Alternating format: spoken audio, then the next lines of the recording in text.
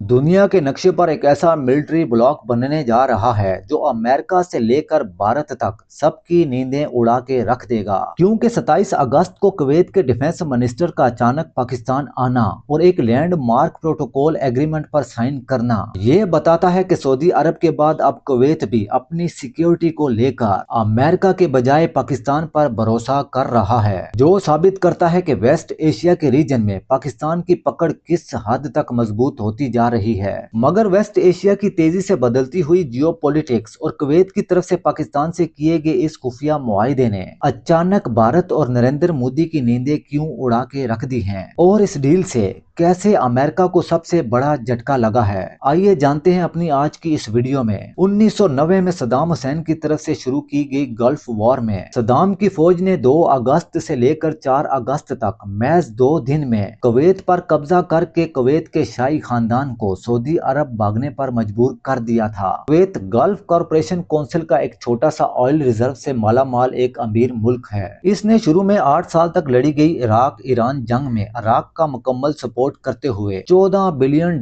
का कर्जा सद्दाम हुसैन को फराहम किया था, ताकि इराक अपनी इकोनॉमी को मुस्तहकम रखते हुए इस जंग में ईरान के खिलाफ फतह हासिल करे। मगर 8 साल बाद ये जंग बिना किसी नतीजे के खत्म होने पर कुवैत की तरफ से इराक को दिए गए $14 बिलियन की वापसी का मुतालबा जब किया गया तो सद्दाम हुसैन ने इस जंग को अरब वर्सेस पर्शियन का नाम देते हुए कर्ज की वापसी से इनकार कर दिया। सद्दाम हुसैन का साफ कहना था कि उसने ये जंग गल्फ कंट्रीज को ईरान से तहफ्फुज देने के लिए लड़ी है। मगर जब कुवैत की तरफ से कर्ज की वापसी का मुतालबा जोर पकड़ गया तो सद्दाम हुसैन ने कुवैत पर रोमेला ऑयल फील्ड से तेल की चोरी और गल्फ कॉरपोरेशन से तयशुदा लिमिट से ज्यादा ऑयल की प्रोडक्शन करके आलमी मार्केट में ऑयल की प्राइसेस गिराने का बहाना बनाकर कुवैत पर हमला करके उस पर कब्जा कर लिया। तो दूसरी तरफ कुवैत के शाही खानदान ने अपनी आजादी को बहाल करवाने के लिए अमेरिका को कुवैत में फौजी मुदाखलत करने की दरख्वास्त की, जिसके नतीजे में अमेरिका ने ऑपरेशन डिजर्ट स्टॉर्म लॉन्च करके कुवैत को सद्दाम हुसैन की फौज से आजाद करवाया।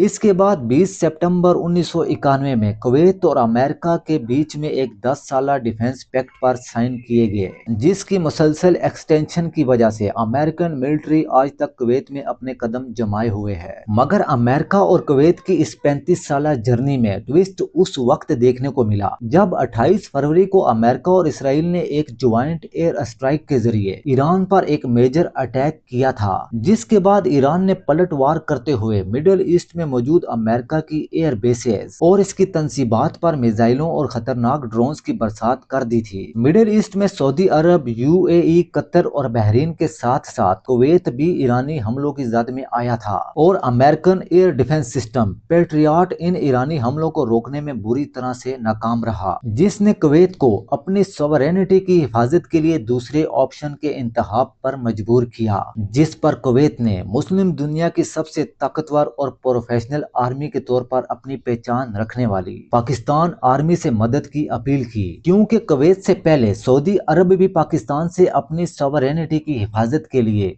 एक तारीखी डिफेंस पैक्ट कर चुका था। अब कुवैत भी पाकिस्तान के साथ कुछ ऐसा ही डिफेंस पैक्ट चाहता था, ताकि पाकिस्तान सऊदी अरब की तरह HQ-9 एयर डिफेंस सिस्टम और JF-17 को कुवैती सरजमीन पर तैनात करके ईरान के हमलों को नाकाम बनाए। दूसरी तरफ कुवैत पाकिस्तान के फिजाई और जमीनी तजर्बे के साथ साथ फौजी तरबियत और बॉर्डर मैनेजमेंट में पाकिस्तान की मदद चाहता है। अगर ऐसा हो जाता है तो फिर ये मिडिल ईस्ट में अमेरिकन फजाई बालादस्ती के जवाल और अमेरिकन एयर बेसिस पर बढ़ते हुए दबाव का आगाज होगा, जिसे रिप्लेस करने के लिए GCC कंट्रीज ने पाकिस्तान का इंतखाब किया है, जिसने वेस्ट एशिया में पाकिस्तान के जियोपॉलिटिक्स गिराफ को राइस देने के साथ साथ पाकिस्तान के असर और रसूख में इजाफा किया है, जिसको सीढ़ी बनाकर पाकिस्तान अपनी इकोनॉमी के साथ साथ अपनी मिलिट्री को मजीद ताकतवर बना सकता है। इसी एक प्लस पॉइंट ने भारत में मोदी सरकार की नींदें उड़ा के रख दी हैं, क्योंकि नरेंद्र मोदी ने 2014 में बरसरे इख्तिदार आते ही पाकिस्तान پاکستان کو مڈل ایسٹ میں سفارتی محاذ پر تنہا کرنے کے لیے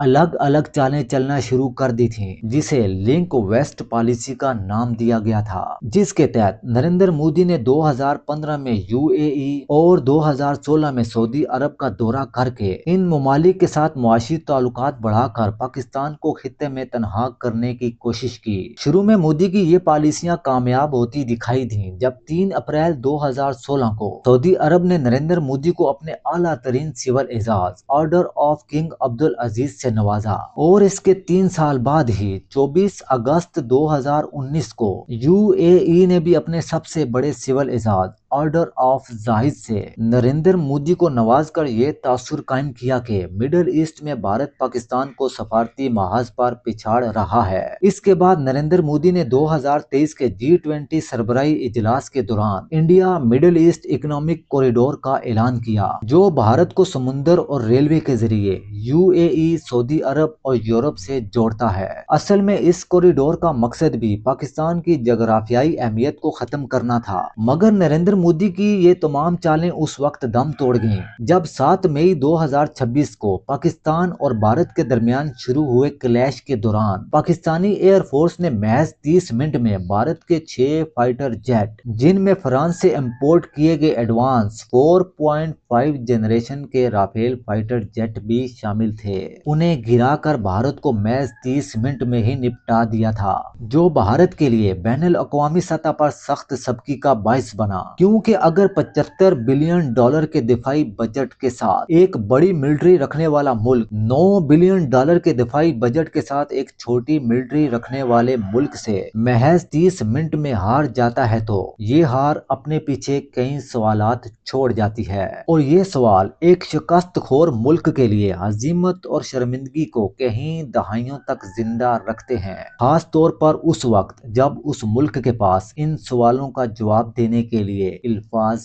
نہ ہوں۔ آج کی اپنی اس ویڈیو کو یہیں پر ختم کرتے ہیں اور ملتے ہیں اپنی اگلی نیو ویڈیو میں۔ میری ویڈیو اچھی لگی ہو تو اسے لائک کریں، چینل کو سبسکرائب کریں اور گھنٹی کے بٹن کو دبانا مت بھولیں تاکہ میری آنے والی ہر نئی ویڈیو سب سے پہلے آپ تک پہنچ سکے۔ پاکستان زندہ باد۔